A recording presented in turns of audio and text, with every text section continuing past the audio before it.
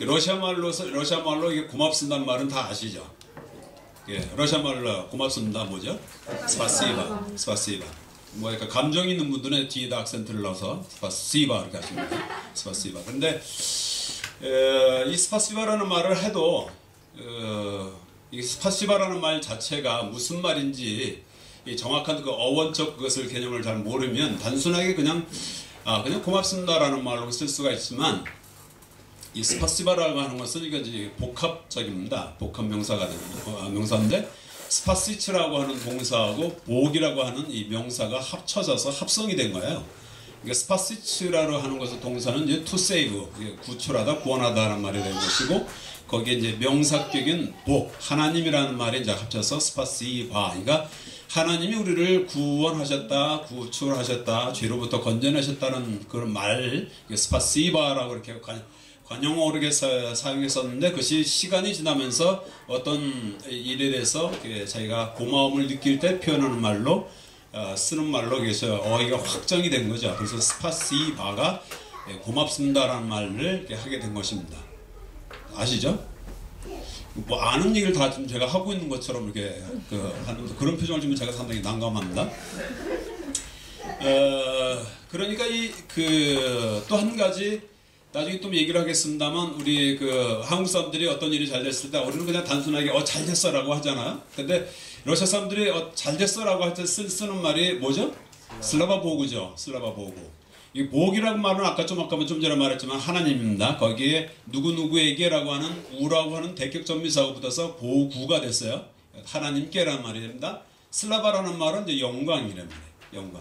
지방도시를 돌아다니다 보시게 되면 여기저기 건물에 공산주의 시절 때 슬라바 나로드 인민에게 영광을이라는 그런 크게 써있는 건물들을 덜어 보실 수가 있습니다. 근데 그 슬라바 나로드가 아니었고 원래는 슬라바 보구였었어요. 근데 이 공산주의자들이 저거를 갖다가 바꿔치기 한 거죠. 근데 그 슬라바 보구라는 건 하나님께 영광이라는 말이에요. 말 그대로 하게 되면. 근데 그 말을 어떤 때 쓴다?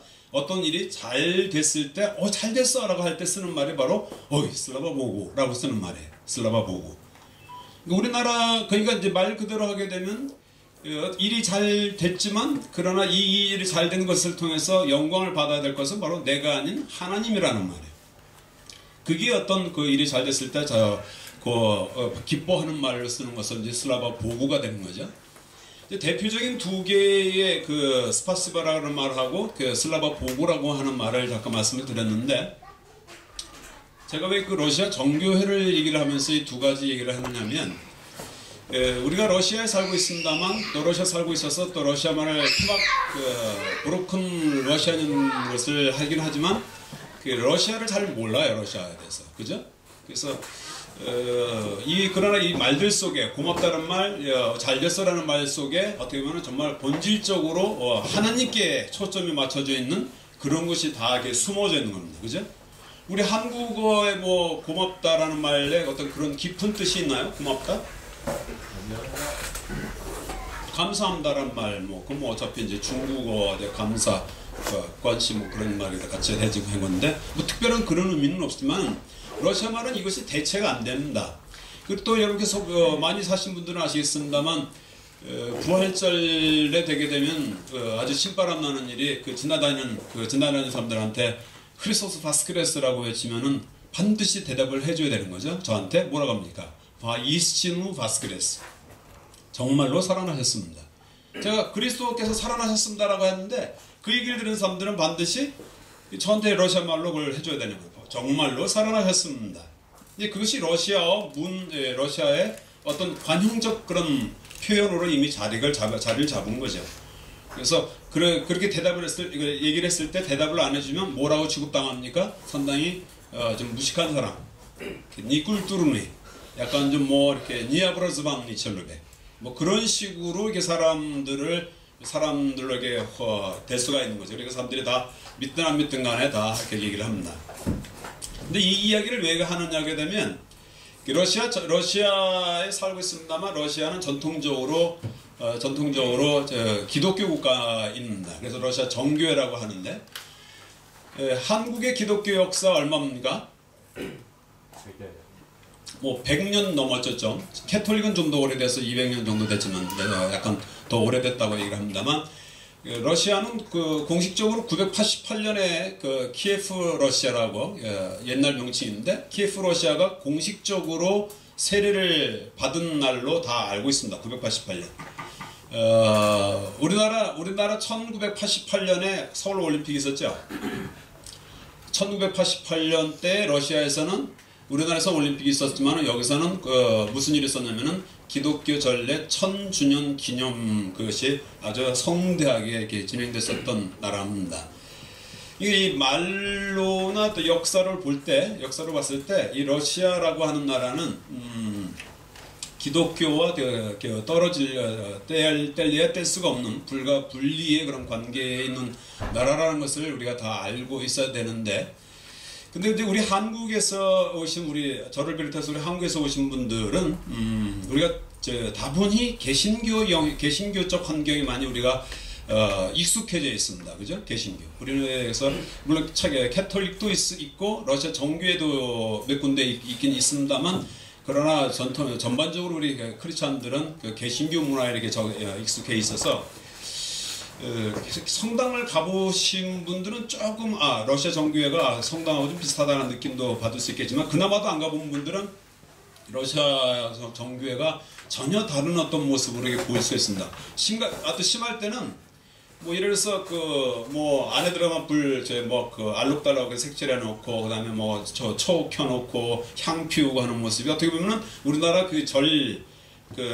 절에서 하는 모습하고 절간의 모습과 이렇게 다를 게 없어요. 그래서 어떤 사람들은 그 사람 믿는 사람인지 안 믿는 사람인지 모르겠는데, 제가 크레물린에 크레물린 붉은 광장에 있는 군백화점 옆에 조그만 성당에 교회당 있지 않습니까? 거기 이제 한국에서 온 관광객들인지 모르겠는데 그분들 중에 어떤 분이 툭 던지는 말이 이거 뭐 절간하고 좀 비슷한 것 같은데 막 그렇게 얘기를 하시더라고요. 그래서 제가 이제 피식 웃고 말았는데, 여러분들이 지금 우리 이 러시아에 있습니다만 러시아를 정교에 대해서 어느 정도로 알고 있느냐, 그게 참 스스로 한번 던져 보셔야 될 질문인 것 같고요. 그런 러시아 정교회를 모르다 보니까 어떤 한국의 대표적인 어떤 분이 여의도에 계셨던 분이신데, 그분이 러시아 정교회 러시아 모스크바에 오셔서 한번 집회를 하실 때 그냥 마이크에다 대놓고 공식적으로 러시아 정교회를 갖다가 정교회는 이단이다 그런 식으로 얘기를 했어요. 그래가지고서는 그것이 1991년인가 92년으로 제가 기억하고 있는데, 그분이 그렇게 얘기를 상당히 명망 있으신 분인데도 불구하고 그런 얘기를 하셨다고 하는 것은 그만큼 한국 성도들, 한국 목사님들이 이쪽 러시아 정교에 대해서 상당히 모른다는 거죠. 그러니까 또 우리 러시아 일반적인 성도들은 더 말할 것도 없죠. 이제 그래서 그 이후부터 우리 한국에서 온 개신교 선교사들하고 여기 있는 러시아 정교회하고는 관계가 썩 이렇게 좋지는 않습니다. 그래서 이게 좀 조심스럽게 해야 되는 말인데도 불구하고 그분은 아주 용감하게 그런 얘기를 해서 그 화살을 다 저희가 지금 현재 현장에 남아있는 우리 선교사들이 그 화살을 다 맞고서 피 흘리고 있는 것입니다. 여기 계시는 동안에 여러분께서 러시아 정교회에 대한 판단은 여러분이 좀 어느 정도 아실 때까지는 유보를 해주셨으면 좋겠다라고 생각합니다. 러시아 정교회 무조건 나쁘다라고 할 때 여러분께서 어떤 나쁘다, 잘못됐다라고 하실 때 그 기준이 제가 갖고 있는 기준하고는 상당히 좀 약간 죄송합니다 그런 표현이 약간 낮은 수준의 그런 판단 기준인 것 같아요.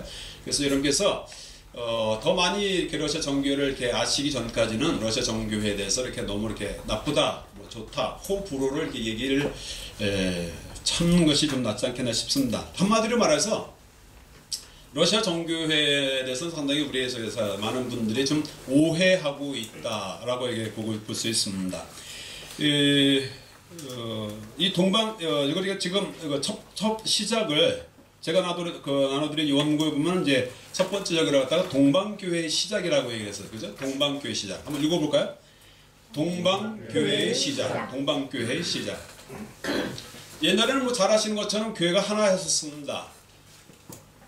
교회가 이제 그 로마 예루살렘에서 시작한 그 교회는 하나에 섰었는데 이 교회가 이제 쭉 그 핍박을 받죠. 그 이후로 핍박을 받고 그러다가 나중에 이제 313년 거기 써 있는 것처럼 313년에 그 유명한 그 컨스탄틴 황제가 이제 완전히 개종했는지 개종 안 했는지는 모르겠습니다만 하여튼 그 사람에 의해서 그 밀란의 칙령을 내려서 기독교가 박해받는 종교에서 이제는 그 제국의 종교로 이렇게 승격이 되게 됩니다. 그런데 이 콘스탄틴 황제가 좀 있다가 무슨 생각을 하냐면은 제국을 제국이 워낙 넓다 보니까 로마 제국을 말하는 겁니다. 넓다 보니까 이제 아무래도 수도를 좀 저쪽 그 알렉산드리아 쪽으로 좀 옮겨야 되겠다 싶은 생각을 합니다. 그래서 그걸 얘가 천도라고 하는데 그래서 그쪽으로 옮겼어요. 옮기면서 여기서 원래 있었던 로마에 있었던 모든 것들을 또 사람들이 다 따라가게 되지 않습니까? 우리나라 뭐 정부 정사 이전할 때 많이 따라가는 것처럼. 그러니까 이제 황제가 그쪽으로 옮겨가면서 이 로마에 여기 있었던 교회들도 그쪽으로 옮겨가게 되는 거예요. 그러니까 서쪽에 있었었는데 이 황제가 동쪽으로 옮겨가게 되면서 거기를 자기 이름을 따서 콘스탄티노플이라는 이름을 붙이게 된 거예요. 그래서 이제 그 콘스탄티노플에 거기도 이제 교회가 이제 자리를 잡게 되니까 상대적으로 동쪽에 있다고 해서 그 교회를 동방교회라고 그렇게 부르게 되는 거고 원래 남아 있었던 이쪽 교회를 갖다가 우리가 서방교회라고 부르는 겁니다. 그 사람들이 자기들이 처음부터 뭐 동방교회 서방교회 우리 갈라질 것이다라고 하는 생각은 아예 없었었지만 그러나 이제 그 황제 자신의 어떤 정치적인 그 판단, 그 결정에 따라서 교회가 옮겨가게 되면서 동방교회와 서방교회로 이렇게 나눠지게 된 거죠. 근데 재미난 것은 동방교회와 서방교회가 위치한 그 지역이 상당히 이 정신적, 문화적 배경이 상당히 다릅니다. 이 서쪽은 지금은 우리가 선진국이라고 얘기를 합니다만 옛날 로마 시대 때 보면은 이 유럽, 현재 그 유럽 말입니다. 서유럽 특별히. 이 서유럽은 상당히 어떤 지역이었었냐면 다 그 바이킹들 잘 아시잖아요. 바이킹들 그죠? 그 머리 투구 쓰고 이렇게 하는 그런 사람들이 그 살던 지역이었었어요. 거기에 비해서 이 동쪽으로 옮겨간 이 지역은 이미 헬레니즘이라고 하는 엄청난 그 정신 문명이 발달되어 있는 나라, 이미 그런 사상적 토대가 이미 준비되어 있는 지역으로 교회가 그쪽으로 옮겨가게 됩니다. 그러니까 나중에 교회가 당하는 도전도 이쪽에서 당하는 이쪽의 도전과 이쪽의 도전은 상당히 다르게 되는 것이에요. 그러니까 이 동쪽 교회는 헬레니즘의 영향에서 상당히 어떤 교회가 어떤 식으로 바뀌냐면은 사변적, 철학적 그런 쪽으로 이렇게 많이 바뀌게 됩니다. 적적 쪽으로 바뀌게 돼요. 근데 이쪽 남아있는 이 서쪽 교회는 아무래도 이쪽 그 교회를 확장을 시켜 나가지만 어떤 사람들이냐면 여기 상당히 약간 문명이 떨어진 사람들을 대상으로 하다 보니까 그렇게 쩍쩍쩍 나가면 이 사람들이 못 알아들어요. 그러니까 단지 어떤 그 분위기나 어떤 그런 것을 토대로 하다 보니까 이게 상당히 교회가 맨 처음에는 황제 때문에 나눠졌다가 점점점 시간이 지나면서 이제는 문화적으로, 정치적으로, 종교적 모양으로도 이제 점점점 색깔이 달라지게 되는 거죠. 그래서 시간이 지나면서 아예 이제는 동방교회, 서방교회로 이렇게 나눠서 쭉 이렇게 존립을 했습니다. 그러다가 이제 여기 써 있는 것처럼 언제 완전히 분리됐다 했습니까? 1054년에 완전히 동방교회와 서방교회가 우상숭배령이라고 하는 그것을 계기로 해서 이 동방교회, 서방교회 완전히 이게 분리되는 그렇게 됩니다. 물론 그 이후로도 그 동방교회와 서방교회를 서로 합치려고 하는 그런 정치적 시도는 몇 번 있었습니다. 참고로 말씀드리면 러시아 정교회 안에 러시아 안에 여러 가지 잡다한 종교들이 있는데 기형적인 교회가 하나 있습니다. 러시아 안에 어떤 교회냐면은 캐톨릭과 러시아 정교회를 합쳐서 합성시킨 교단이 있습니다. 캐톨릭 교회도 아니고 러시아 정교회도 아닌 무슨 교회냐면 우니아트라는 교회가 있어요. 우니아스카야 체르코비라고 하는데 이것은 캐톨릭의 어떤 그 내용과 그다음에 이 정교회의 어떤 외형 그런 것을 섞어가지고 만들었는데 이게 순수한 영적인 새롭게 개혁을 하기 위해서 만들어진 것이 아니라 이쪽 천주교 교황과 이쪽 러시아 황제의 정치적 그 이해관계가 맞아떨어졌기 때문에 만들어졌는데, 예, 그래서 만들어진 것 중에 하나가 우니아트 교회입니다. 그래서 우니아트 교회의 건물 외형적 모양을 보게 되면, 여러분 러시아 정교회 볼 때 어떤 모양이에요? 보통 양파죠. 양파 모양, 기본적으로 작은 양파 4개, 큰 양파 가운데 하나. 그죠? 그게 가장 기본적인 거죠. 근데 이 우니아트 교회는 모양이 다릅니다. 그렇게 나가지는 않아요. 예, 우니아트 교회는 꼭 이 양파 모양을 따르지 않아요.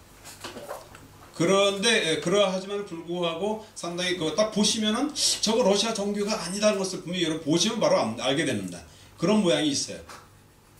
이제 그런 교회도 러시아 안에 있는데, 기본적으로 러시아 정교회는 뿌리는 다 똑같다는 사실을 여러분께서 이렇게 알고 계속적으로 강의를 진행할까 하는데, 시간은 벌써 2분 남았네 지금.